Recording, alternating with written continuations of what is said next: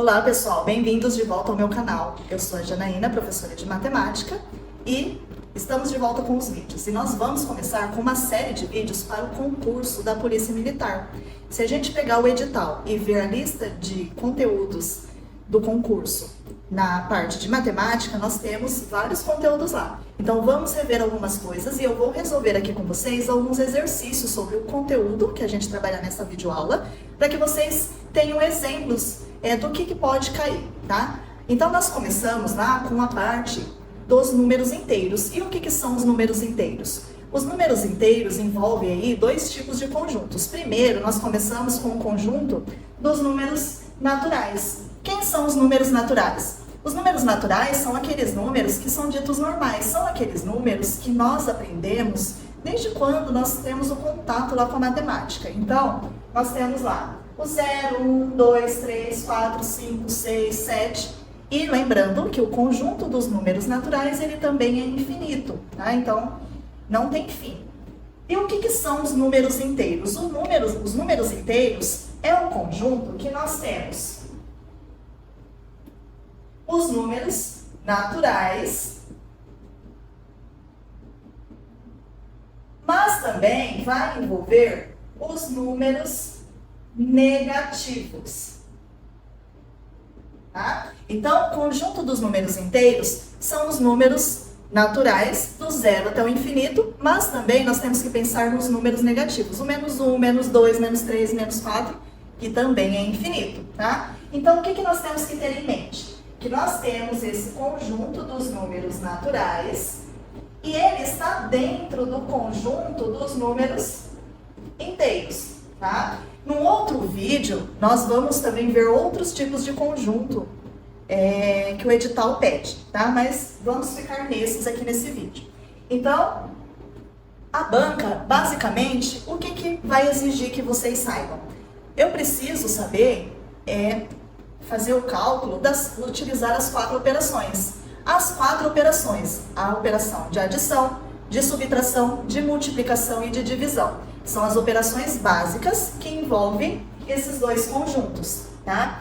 Então aqui eu trouxe para vocês, para ficar mais fácil, como que pode ser cobrado a parte dos números inteiros nas questões do concurso. Vamos lá? Esse primeiro exemplo aqui é do concurso da PM do ano de 2021, da mesma banca, da banca da VUNESP.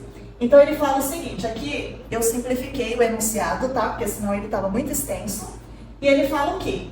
Que o Lago Maracaibo, na Venezuela, era o lugar com mais alta concentração de relâmpagos, com 250 deles por quilômetro quadrado, todo ano. O número de tempestades atinge seu ponto mais espetacular no ápice da estação chuvosa, em outubro, quando os registros indicam uma média de 40 mil relâmpagos por dia. Então, aqui, observem que os enunciados são extensos. Então, é preciso ler com bastante atenção para a gente verificar o que está sendo pedido e quais são as informações pertinentes que tem no enunciado que nós vamos precisar usar para os cálculos e para a interpretação da questão. Então, aqui, o que ele fala? Que tem 40 mil relâmpagos por dia, uma média aí. Sendo assim, nesses dias de ápice, a média de relâmpagos por minuto é de aproximadamente. Então, notem que aqui ele deu 40 mil relâmpagos por dia. E aqui ele quer saber a média de relâmpagos por minuto. Então, veja bem, nós precisamos lembrar de algumas informações. Nós precisamos lembrar que um dia tem 24 horas. E para a gente descobrir aqui, por minuto, quantos relâmpagos acontecem por minuto, primeiro nós precisamos descobrir em hora. Se eu tenho 40 mil relâmpagos por dia, em cada hora, quantos relâmpagos a gente tem? Então, nós vamos ter que fazer aqui uma operação, fazer uma divisão. Então, 40 mil, vou fazer aqui do lado. 40 mil dividido por 24. A gente vai fazer essa divisão aqui para sabermos quantos relâmpagos por hora. Nós temos aqui a quantidade por dia, vamos descobrir por hora. Como que nós fazemos essa divisão? Precisamos lembrar a divisão, como fazer a divisão da raça, porque na hora do concurso nós não podemos usar calculadora. Então, vamos lá, ó. 4 dá para dividir por 24? 4 não dá para dividir por 24. Então, o que a gente tem que fazer? Nós vamos ter que pegar o 40. Então, vamos pensar aqui assim, ó. Quantas vezes o 24 cabe dentro do 40? Ele vai caber uma vez só. Porque 24 duas vezes já dá 48, já ultrapassa. Então, não pode ultrapassar. Então, ele cabe uma vez. Uma vezes 24, 24. Para chegar no 40, vai faltar quantos? Então, aqui eu faço a conta de subtração. 0 não tira 4, a gente tem que emprestar. Aqui vai ficar 3 e aqui 1. Passo 1. Então, ficou 10. 10 tira 4 dá 6. 3 tira 2, 1. 16 não dá para dividir por 24, mas eu tenho o número para descer aqui. Então, o que a gente vai fazer? Vai descer esse 0. 160. 160 dá para dividir por 24, então nós vamos fazer essa divisão. 160 dividido por 24, ou quantas vezes o 24 cabe dentro do 160? Ah, se eu não sei, faço a conta lá do ladinho. Quantas vezes, mais ou menos, o 24 cabe dentro do 160? Aqui, eu acho que vai caber mais ou menos umas 6 vezes. 6 vezes 4, 24. 6 vezes 2, 12. 13, 14. Então, dá 144. Se eu somar mais 24 aqui, ele já ultrapassa 160. Então, ele vai ser 6 vezes. Então, aqui, 6 vezes 24 dá 144. Para chegar no 160, faz a subtração. Então, aqui fica 5, aqui 10, 10 tira 4, 6, 1 e 0. Abaixo, 0 de novo, 160. Aqui eu já sei que cabe 6 vezes. 6 vezes 24 dá 144. Sobra 16. Abaixo, 0. 6 vezes 24 para 160, 144. Aqui também vai sobrar 16. E assim por diante. Então, aqui, observem que ele deu um número quebrado, digamos aí. Mas a gente já consegue ter mais ou menos uma noção de qual é a quantidade de relâmpagos por hora. Então, aqui, um dia tem 24 horas e em cada hora do dia, em uma hora, acontece aproximadamente 100.666 relâmpagos. Isso daqui por hora. Só que a pergunta é, por minuto. Aí nós vamos ter que pensar de novo. Uma hora tem quantos minutos? Uma hora tem 60 minutos. Então aqui, o que nós vamos ter que fazer? Mais uma operação de divisão. Só que agora, então, se eu tenho isso daqui por hora, nós vamos pegar essa quantidade e nós vamos dividir por 60 minutos para saber em cada minuto quantos relâmpagos acontecem. Então, eu vou apagar aqui para a gente fazer essa divisão. Então, vamos lá. Então, agora a divisão vai ser 1.666 dividido por 60. Vamos lá fazer a divisão. 1 dá para dividir por 60? Não. 16 dá? Não. É pouco. Então, eu vou ter que pegar o 166. Quantas vezes o 60 cabe dentro do 166? Se eu pegar esse 60 3 vezes, 3 vezes 6 dá 18, então já dá 180. Passa, então vai ter que ser 2 vezes. 2 vezes o 60 dá 120. Então aqui vai sobrar 6 tira 2, 4. 1 tira 1, 0. Abaixa o 6. Quantas vezes o 60 cabe dentro do 466? Ó, 7 vezes 6 dá 42. Então, vai ser 7 vezes. 7 vezes 6, ó, 7 vezes 60, 420. Então, aqui vai sobrar 6 tira 2, 4. Notem que aqui a gente vai continuar fazendo a divisão e ela não vai ter fim, porque é um número, está dando um número quebrado, um número decimal. Nesse caso aqui, eu tenho 27, tá? Então, a gente pode parar a conta por ali. Então, nós temos aqui que, por minuto, Então, nós temos aproximadamente 27, alguma coisa. Por quê? Se a gente fosse continuar essa divisão, eu teria que acrescentar o zero aqui e colocar a vírgula. E dividir de novo, que aí daria o 7. Que daria 7 vezes 60, 420. Sobraria de novo 46. 46 não, desculpa, ó, 0, 6 tira 2, 4. Mas ó, notem que a gente tem aqui 27,7. 27,7, nós vamos olhar aqui nas opções que nós temos, ó, 33 não, 275 não, aproximadamente aqui, 28. Se eu tenho 27,7, nós podemos arredondar para 28. Então, aqui a alternativa correta é a alternativa C. Certo, pessoal? Eu espero que vocês tenham compreendido a resolução dessa questão. Eu vou limpar a lousa aqui pra gente resolver mais 2 exemplos, certo? Não saia daí não, eu já volto. Pronto, pessoal, apaguei aqui a lousa e vamos dar continuidade então, tá? Agora, essas 2 questões, uma é do ano de 2019 e a outra desse ano, da primeira prova que teve no primeiro semestre, tá? Então, vamos lá, ó. Em determinado período de tempo, na conta corrente de cargos, ocorreram apenas 3 saques e 2 depósitos, sendo os saques de R$ 120, 375 e 420. E os depósitos de R$ 500 e de R$ 650. Se após essas movimentações o saldo da conta corrente de cargos ficou negativo em 213, o saldo anterior a essas movimentações era de quanto? Então, primeiro, como que nós podemos resolver isso daqui? Primeiro, vamos verificar de quanto que foi os saques, tá? Então, nós podemos somar aqui o quanto de dinheiro que saiu, tá?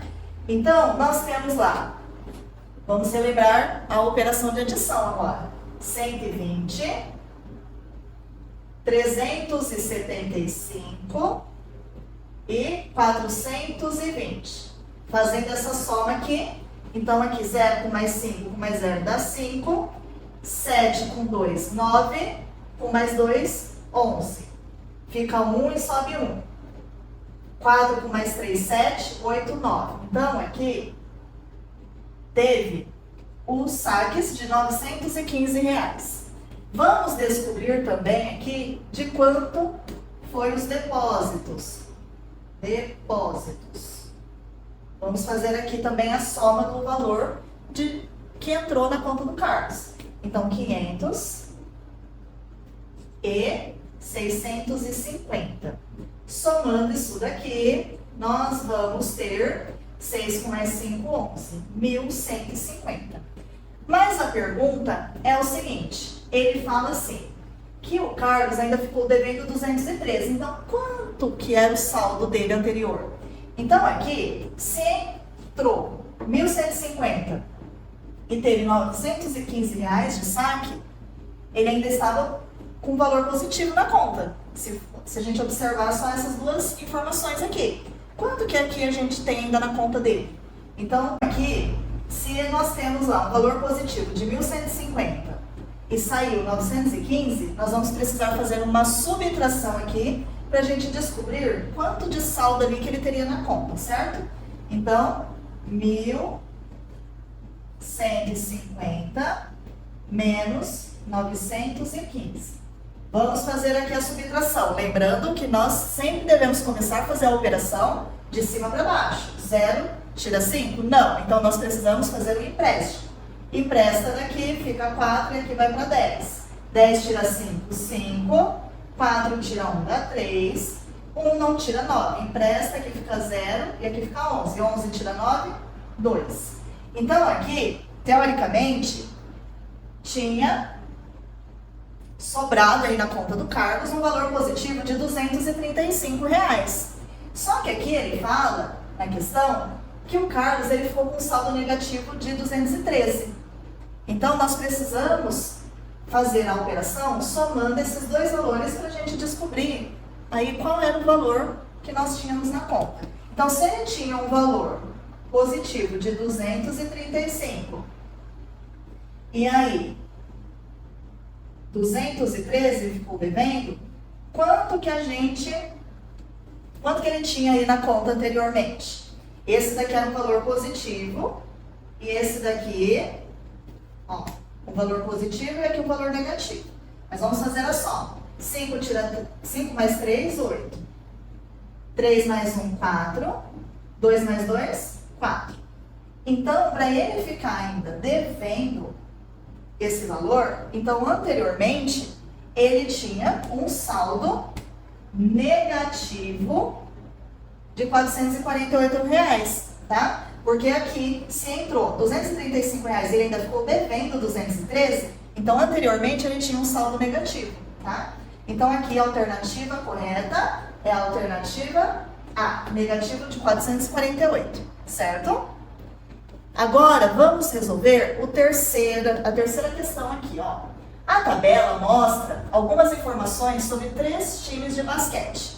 O time A, o B e o C. Após cada um deles jogar 5 partidas. Então, nós sempre precisamos fazer a leitura observando as informações que nós temos no enunciado. 5 partidas de um campeonato. Então, aqui nós temos os 3 times, a quantidade de vitórias. E observe que a tabela ela não está inteira completa, né? Nesse campeonato, cada vitória soma 3 pontos, empate soma 2 pontos e derrota perde 1 ponto. Sabendo que o número de vitórias do time B é igual ao número de empates do time A, então após essas 5 partidas, a diferença entre os pontos do time A e do time C, observem aqui que no enunciado ele traz uma informação do time B, só que a pergunta é em relação ao time A e ao time C. Então, aqui, nós nem precisamos olhar para essa linha, pessoal, porque nós não precisamos dessa informação para resolver a questão, tá? Então, aqui, vamos somar os pontos de cada time. O time A, ele teve 3 vitórias. Então, lembrando que cada vitória soma 3 pontos. Então, se eu tenho 3 vitórias, é só eu fazer aqui cada vitória. São 3 pontos, então 3 vezes 3, certo? Que dá 9. Empate. Cada empate soma 2 pontos. Observe que aqui ele só está somando, marcando nessa tabela aqui, 4 partidas. 3 mais 1, 4. Então, nós temos aqui um empate nesse caso, certo? Então, lá no time A, nós temos o quê? Ó, o time A, ele fez 9 pontos de vitória. A derrota perde 1 ponto, né? Então, aqui, nós vamos perder 1 ponto. E cada empate soma 2 pontos. Então, aqui, soma 2. Então, 9 tira 1, 8. 1 mais 2, 10. Agora, aqui, vamos fazer do time C. O time C, aqui, ele não teve nenhuma vitória e ele teve 2 empates. Só que, se ele teve 2 empates, significa o quê? Significa que nós vamos ter aqui, então, 3 derrotas, certo? Cada derrota perde 1 ponto. Se cada derrota perde 1 ponto, então significa que o time B vai perder 3 pontos, certo? Vamos marcar assim, ó. Ele perde 3 pontos. E para cada empate, ele soma 2 pontos. Se ele teve 2 aqui, então, aqui nós vamos ter 4. Então, ó, nós vamos ter lá, menos 3 mais 4, que dá 1. Então, o saldo dele aqui vai ser 1. A pergunta é, a diferença entre os pontos do time A e os pontos do time C é igual? Todas as vezes que vocês ouvirem a palavra diferença, diferença é uma conta de subtração. Então, nós vamos fazer o time A menos o time C. O do time A são 10 pontos e o do time C, 1 ponto. Então, 10 menos 1 dá 9. Então, aqui, a diferença entre os pontos é 9, alternativa A. Certo, pessoal? Eu espero que vocês tenham compreendido o conteúdo. E, se vocês ficaram com alguma dúvida, deixe aqui nos comentários. Se esse vídeo fez sentido para você, eu peço que vocês curtam, compartilhem e comentem. Eu espero vocês no próximo vídeo. Tchau!